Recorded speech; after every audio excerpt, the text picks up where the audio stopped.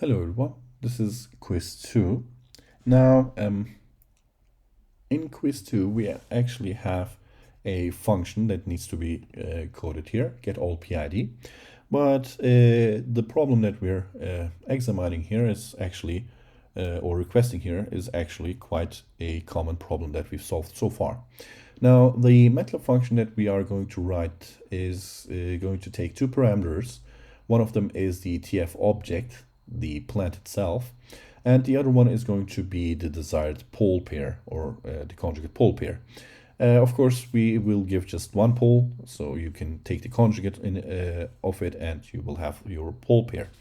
These two inputs are going to be processed in this function, and it will generate us the parametric version of KD and KP in terms of KI, because we're trying to design a PID controller.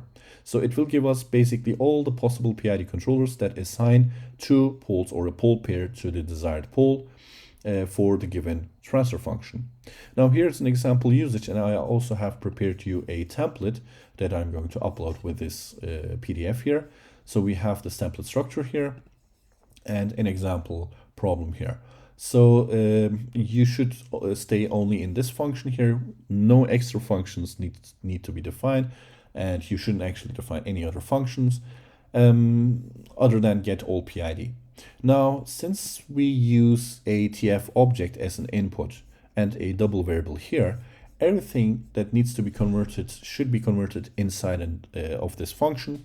So no extra sim to TF or other stuff like that. You should do that in this function line by line. So the aim of this function is just to run the script and end up with all the possible PID controls for a given system with a given pole point here. You might want to use the 10 omega n, or if you know the quick way of doing it, you might want to skip that too. So there's no setting time, overshoot, etc. That's all embedded into the pole here. So, well, we have written this code many times, but the challenge here is going to be the following.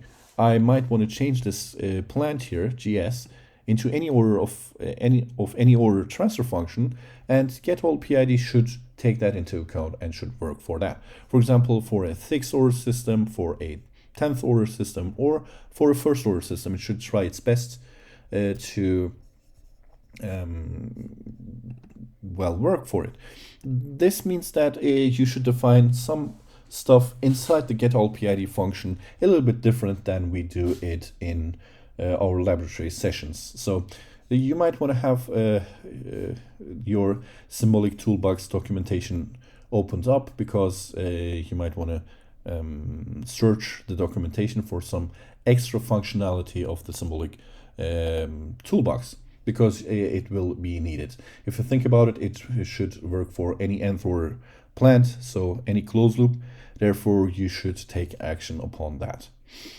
Other than that, I hope that this is quite straightforward. You have an example you can check out. If you get the same output, then you're almost there. If you change the order of the system, and if it still works, you will probably have a good grade out of this quiz here. Yeah, hope that this challenge will be helpful and fun. So yeah, that's about it.